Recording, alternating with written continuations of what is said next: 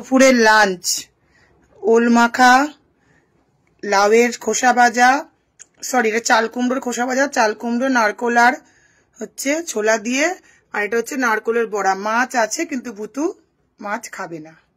আজকে পাই কে দেখো, স্কুল যাবো আজকাল, স্কুল যেতে ইচ্ছা করছে না ভুতু। কেন? ও মা এসছে। আর আপনার আপনার আটকে দিচ্ছ? ও আমি, ও তুই তো এখন কিশোর কুমার হবি, মানে আমি তোকে ভয়তে আটকে দিলাম যে যাতে আশেপাশের লোকজন তোর গান না শোনে। ভালোই গায়। ভালোই গায়। আচ্ছা গানটা গেয়ে শোনাস, কিন্তু আমি কালকে বাংলায় লিখিয়ে দেবো, তারপরে তুই গানটা গাইবি। এখনো গাইতে হবে, মুখস্থ হয়ে গেছে। আচ্ছা ভুতু স্কুল যাসনি কেন? না থাক, না না না না না, কি গান? আচ্ছা খেয়ে নি, ভুতু আবার তো তুতলে যায়। চা খেয়ে গান গাইবি? হ্যাঁ হ্যাঁ, এটা কি গান? এটা আমার ছিল বন্ধু জল, বন্ধু জলের ওখান থেকে দু একটা ওয়ার্ড তুলে নিয়ে বানিয়ে নিয়েছে। কি গান এটা? হ্যাঁ থাক থাক, থেমে যা। আজকে সকালে দারুণ ওয়েদার, বল শোনা। ভুতুর মা আর সঙ্গে চা গরম গরম, তাই তো ভুতু? থাক থাক, আর গান গাইবেন না।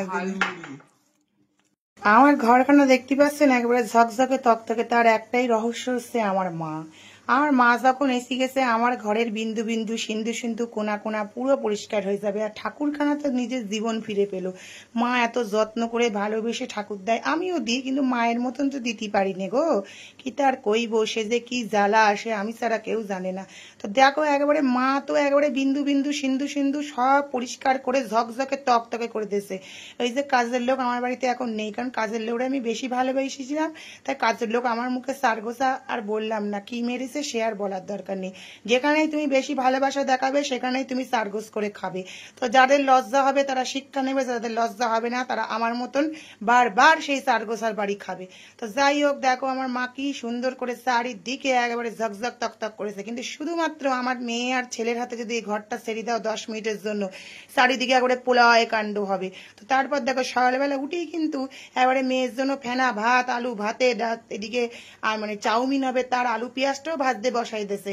চাউমিন সেদ্ধ হয়ে গেছে, আমি বাবুর মতন উঠলাম, উঠে দেখতেছি আমার মা ভুতুকে খাওয়ানো। ওদিকে ভুতুর যদি দৃষ্টিখান দেখো, যেহেতু তার জামা না দিয়ে গায়ে একটা টাওয়াল দিয়ে ভিডিও করতেছি, পারলে তো আমার এই ভানা ভাতের সাথে খাইয়া লাই। গোবিন্দ 7 বছর মানুষ করেছে, সে কোথায়? জুতো পরানো বলে যে মানুষ করেনি তাকে লাগছে।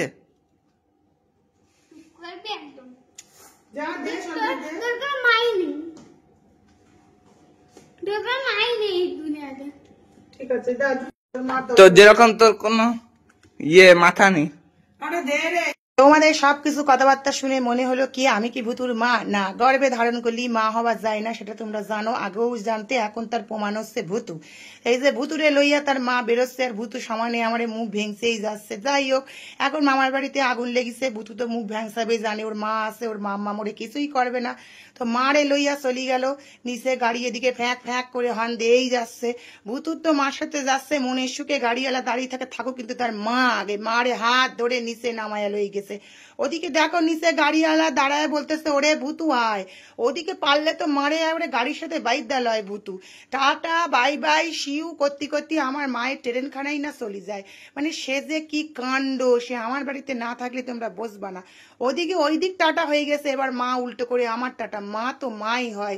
ভগবানের কাছে এইটুকুই প্রার্থনা করি, আমার মা বাবার মৃত্যুর আগে যেন আমার মৃত্যু হয়। এই জীবনের সব কষ্ট সহ্য করতে পারবো ভগবান, এই কষ্টটুকু আমার পক্ষে সহ্য করা সম্ভব নয়। আমার বাবা মা যেদিনই কিছু অঘটন ঘটবে, হয়তো একসাথে আমাকেও সেদিন পৃথিবী ছেড়ে চলে যেতে হবে, কারণ আমি আমার বাবা মা ছাড়া কিছু ইমাজিন করতে পারিনি।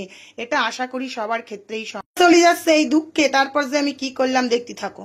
এখন আমার খুব খেতে ইচ্ছা হয়, কেন জানি আজকে খুব ব্রেকফাস্ট করতে ইচ্ছা করলো, তাই হেলদি ব্রেকফাস্ট, 3টে রুটি, 2টো ডিম সিদ্ধ, একটা কলা মতন এরকম হঠাৎ কার খেতে ইচ্ছা করে, কমেন্ট করে জানিও।